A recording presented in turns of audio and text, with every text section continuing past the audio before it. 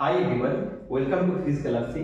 आज की सेशन में गेट 2020 फिजिक्स पेपर में न्यूक्लियर एंड पार्टिकल फिजिक्स में से जितना क्वेश्चन आया था उसका कंप्लीट सॉल्यूशन देखेंगे।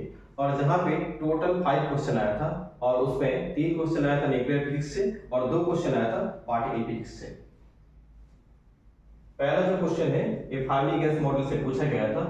देखिए क्वेश्चन क्या था कि according to the Fermi gas model of the nucleus the nucleons move in a spherical volume radius is equal to r not a over 1/3। और जहां पे a जो है मास नंबर और r नॉट जो है empirical constant with the dimension of the length. और क्वेश्चन क्या है कि the Fermi energy of the nucleus EF का डिपेंडेंसी क्या होगा, EF इज प्रोपोर्शनल टू ये चार ऑप्शन गिवन था। यहाँ पे देखिए जो कंडीशन गिवन था r equal to r not a over 1/3, ये था रेडियस। और जो है हाइजेनबर्ग आंसर प्रिंसिपल जो होता है delta x of delta px equal to h cross. फिर तो यहाँ पे डेल s का जो वैल्यू है कि वो r से इक्वल है, तो फिर यहाँ से जो आ रहा है कि del of px equal to आ जा रहा है कि ये जो है कि r। और क्वेश्चन में r का जो वैल्यू ये गिवन था r equal to r not a over 1/3। तो यहाँ पे पुट करने से जो रिजल्ट आ रहा है डेल्टा px का value r not a over 1/3। तो फिर जो है कि क्वेश्चन में पूछा गया था फर्मी एनर्जी।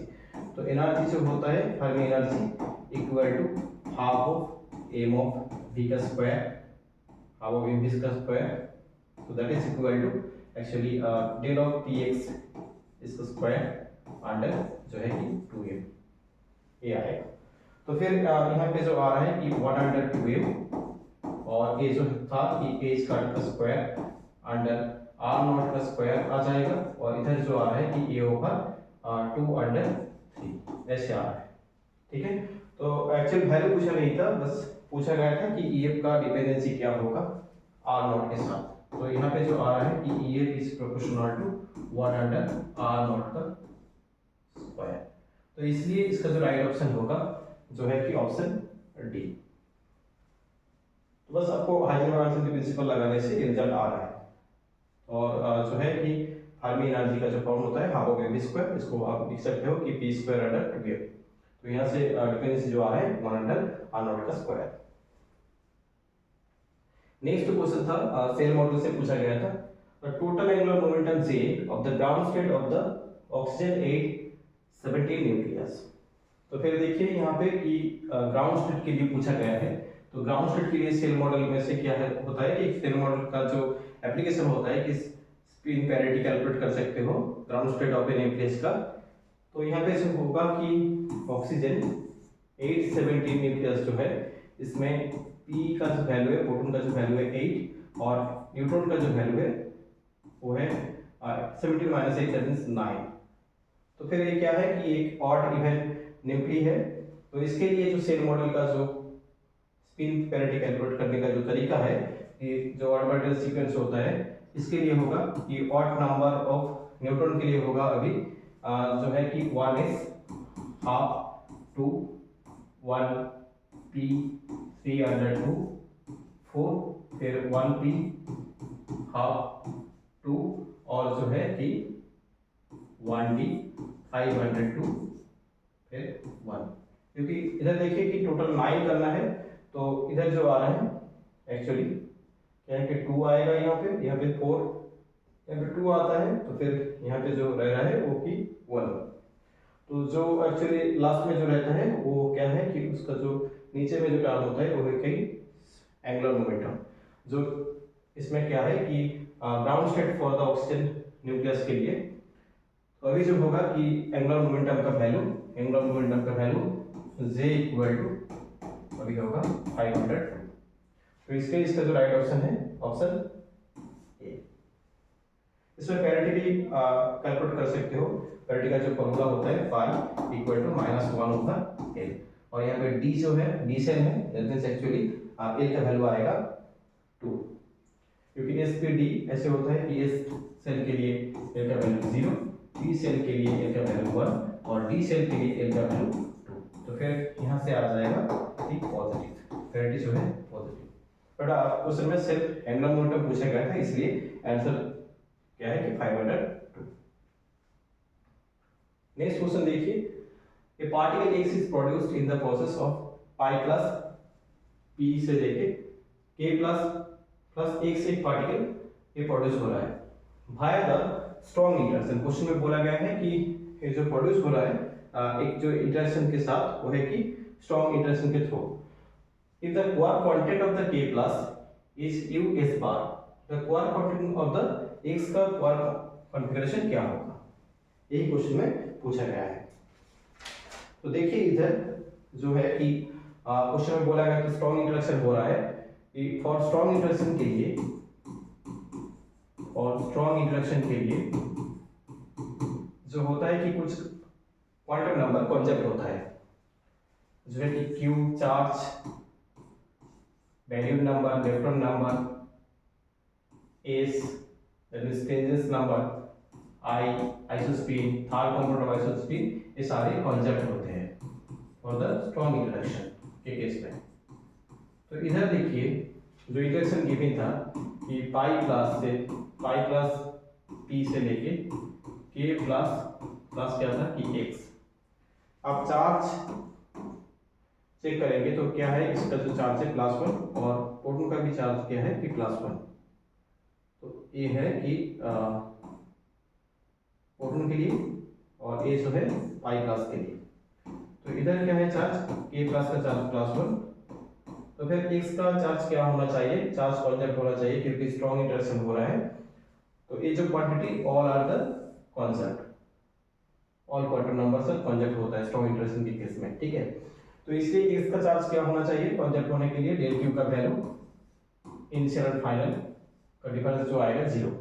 तो दैट मींस X का जो चार्ज होगा एक्चुअली क्या है कि इधर +1 होना चाहिए। तो ये पहला एक इंफॉर्मेशन आ गया कि X का जो चार्ज होगा, X का चार्ज एक्चुअली +1 होगा। नेक्स्ट देख लेते हैं कि इसमें जो है कि स्ट्रेंजेस नंबर, तो स्ट्रेंजेस नंबर भी क्या होता है कि कॉन्सेप्ट होता है।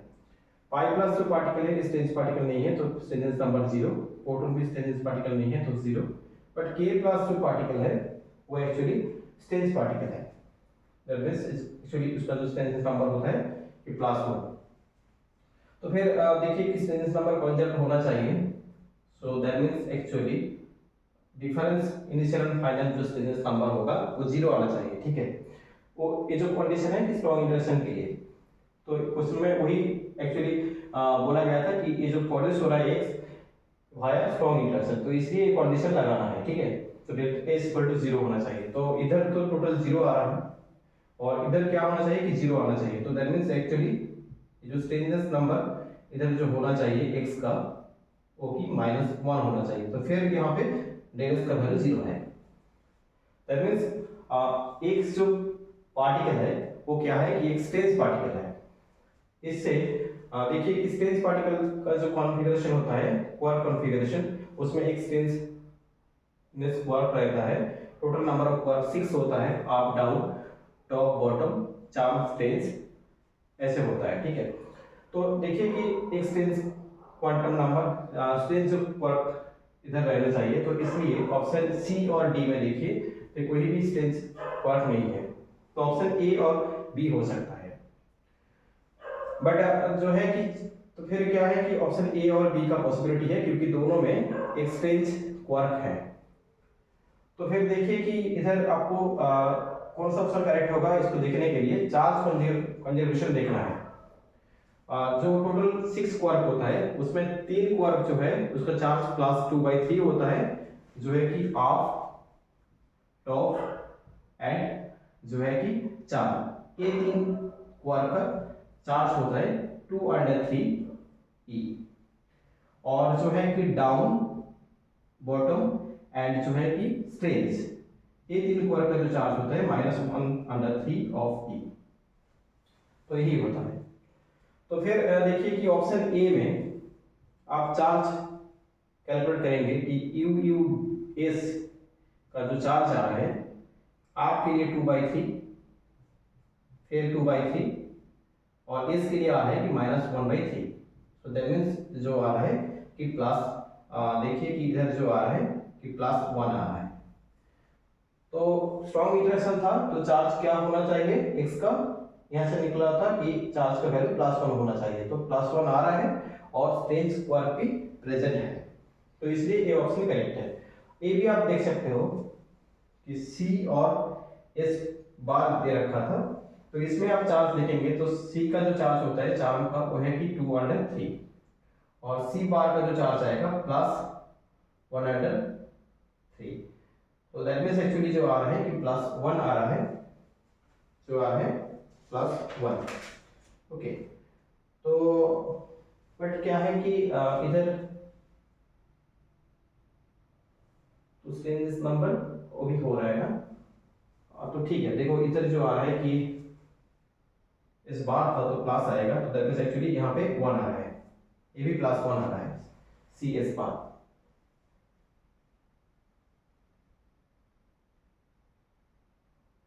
ओके, बट जो स्ट्रेन दिस नंबर जो होगा एक्चुअली इसका क्या होता है कि स्ट्रेन पार्टिकल के लिए जो होता है कि 1 और इस बार के लिए जो होता है कि -1। ठीक है, तो इसमें जो राइट ऑप्शन है कि यू यू एस। ठीक है, तो यही होगा इसका राइट ऑप्शन।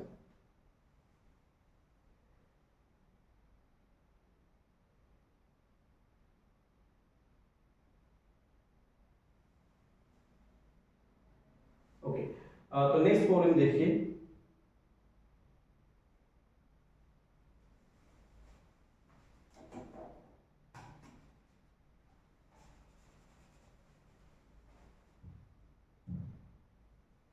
कहते हैं particle y undergoes the strong decay y से लेके pi minus plus pi minus, the isospin of y क्या होगा।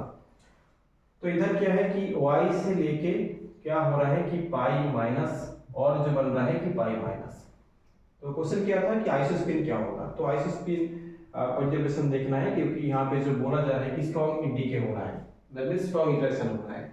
तो स्ट्रॉन्ग इंटरेक्शन के केस में जो है कि isospin, third compound of isospin, strangeness, charge, electron number, baryon number, all are the concept actually. तो यहाँ पे देखना है कि आइसोस्पिन कॉन्सेप्ट है, तो ये तो कैलकुलेट करने के लिए बोला गया था। पाई माइनस का जो आइसोस्पिन होता है वो देखते हैं। आइसोस्पिन जो होता है कि multiplicity two y plus 1 equal to उसके फैमिली में कितना मेंबर है, जैसे पायोन्स की फैमिली में जो होता है कि पाई प्लस पाई 0 एंड जो है कि पाई माइनस मेंबर जो है फैमिली में पायोन्स का वो 3 है, that means 2y plus 1 equal to 3। तो फिर यहाँ से जो आ रहा है कि i का वैल्यू, i जो है आइसोस्पिन वो आ रहा है कि 1, तो इसलिए pi plus pi 0 pi minus तीनों के लिए आइसोस्पिन जो होता है कि 1 होता है। तो फिर इधर जो आ रहा है कि +1 और इधर जो आ रहा है कि +1, तो दैट मींस ये कॉन्सेप्ट होने के लिए डेल्टा i का वैल्यू कॉन्सेप्ट होना है, क्योंकि स्ट्रॉन्ग इंटरेक्शन हो रहा है, दैट मींस y का जो आइसोस्पिन होगा कि 2 होगा, तो फिर ये कॉन्सेप्ट होगा। नेक्स्ट क्वेश्चन देखिए, in the centre of mass frame 2 protons is having the energy 6000 giga electron volt collide to produce protons and the antiprotons. The maximum number of antiprotons produced is, तो कितना maximum number of एंटीप्रोटॉन्स produce होगा। क्या बोला जा रहा है question में, दो प्रोटॉन मिलके क्या है कि दो प्रोटॉन मिलके कुछ प्रोटॉन और कुछ एंटीप्रोटॉन प्रोड्यूस कर रहा है। ठीक है, और produce protons and antiprotons, protons and antiprotons. The maximum number of antiprotons produced कितना होगा, कि ये जो maximum number of antiproton produce होगा वो कितना होगा। देखिए फिर ये जो है कि प्रोटॉन्स है, ठीक है, ये जो है प्रोटॉन्स और ये जो है एंटीप्रोटॉन्स। तो फिर चार्ज कॉन्सेप्ट करेंगे तो क्या होगा, अलाउड होने के लिए चार्ज कॉन्सेप्ट होना जरूरी है। तो यहाँ पे जो है कि +1, यहाँ पे जो है कि +1, तो इधर आ रहा है कि +2। बट इस केस में देखिए इसका चार्ज तो +1 है, एंटीप्रोटॉन के लिए -1 है, तो चार्ज तो कॉन्सेप्ट नहीं कर रहा है, इसलिए इस रिएक्शन को अलाउड होने के लिए 2 प्रोटॉन एक्स्ट्रा ऐड करना होगा। ठीक है, तो फिर यहाँ पे क्या होगा कि चार्ज कॉन्जर्व होगा, दैट मींस अलाउड होगा। तो इसलिए क्या है कि कंजर्वेशन ऑफ चार्ज का प्रॉपर्टी जो है, इसलिए 2 एक्स्ट्रा प्रोटॉन्स आर प्रोड्यूस्ड होगा यहाँ पे। ठीक है, और जो प्रोटॉन प्रोड्यूस्ड हो रहा है उसका जो एनर्जी है वो क्वेश्चन में गिवन था कि हाँ, एक प्रोटॉन का 1 गीगा इलेक्ट्रॉन वोल्ट पर स्क्वायर मास था एनर्जी के फॉर्म में। Then energy of the proton जो प्रोड्यूस हो रहा है वो क्या है, ये जो प्रोटॉन प्रोड्यूस हो रहा है इसका जो एनर्जी है 1 गीगा इलेक्ट्रॉन वोल्ट, यही है। ठीक है, तो फिर क्या है कि इसमें जो डाटा गिवन था उसको लगाने से क्या हो रहा है, देखिए कि टोटल नंबर ऑफ मैक्सिमम जो एंटी प्रोटॉन प्रोड्यूस होगा वो कितना होगा। इसका जो एनर्जी था कि 7000, तो 7000 प्लस ए भी था 7000, इतना गीगा इलेक्ट्रॉन वोल्ट, इतना giga electron volt equal to जो आ रहा है ये दोनों का जो आ रहा है कि 1 प्लस 1 गीगा इलेक्ट्रॉन वोल्ट, और उसके साथ कुछ न्यूट्रॉन, सॉरी कुछ प्रोटॉन्स और कुछ anti neutrons, sorry anti protons, कुछ प्रोटॉन्स और कुछ एंटी प्रोटॉन्स। और यहाँ पे जो नंबर ऑफ प्रोटॉन जो आ रहा है, नंबर ऑफ प्रोटॉन्स जो प्रोड्यूस हो रहा है इक्वल टू क्या है कि नंबर ऑफ एंटी प्रोटॉन्स भी उतना आ रहा है। ठीक है, ये कंडीशन गिवन था। Acolyte to produce the protons and antiprotons, वो इक्वल नंबर प्रोड्यूस हो रहा है। ठीक है, तो फिर क्या होगा कि इसमें देखिए कि आप कंसीडर करिए ये जो वैल्यू है स्मॉल n है, ये जो वैल्यू है इसका भी वैल्यू स्मॉल n है। तो फिर यहाँ पे क्या आएगा, 2n plus 2 equal to a result जो आ रहा है कि 14000 equal to 2 plus 2n। Okay, और इधर जो आएगा ए यूनिट जो था गीगा इलेक्ट्रॉन वोल्ट, ए भी गीगा इलेक्ट्रॉन वोल्ट था, तो फिर हो रहा है कि 2n इक्वल टू 1 आएगा 13998, इतना वैल्यू आ रहा है। ठीक है, तो फिर n का वैल्यू क्या आएगा कि n equal to 13998 divided by 2, तो इसको डिवाइड करने से जो रिजल्ट आ रहा है 6999। तो जितना प्रोटॉन प्रोड्यूस हो रहा है उतना एंटी प्रोटॉन प्रोड्यूस हो रहा है। तो फिर जो क्वेश्चन था actually the maximum number of anti protons produce, तो जो रिजल्ट है यहाँ पे 699। ओके, ये आंसर करेक्ट है। तो ये था टोटल 5 क्वेश्चन जो गेट 2020 में पूछा गया था। अभी इतना ही, नेक्स्ट सेशन में और भी स्पेसिफिक कोई टॉपिक हम लोग डिस्कस करेंगे। Thank you.